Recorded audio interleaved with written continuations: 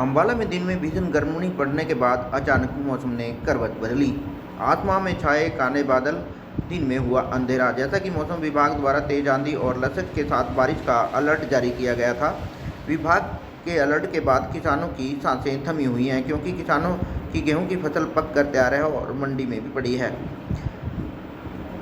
अंबाला में तेज हवाओं के साथ तेज बारिश भी शुरू हो गई है। बारिश से एक तरफ जहां मौसम सुहावना हुआ है, तो दूसरी तरफ लोगों की परेशानी भी बढ़ा दी है। तेज हवा और बारिश से आने जाने वाले लोगों को काफ़ी परेशानी का सामना करना पड़ रहा है।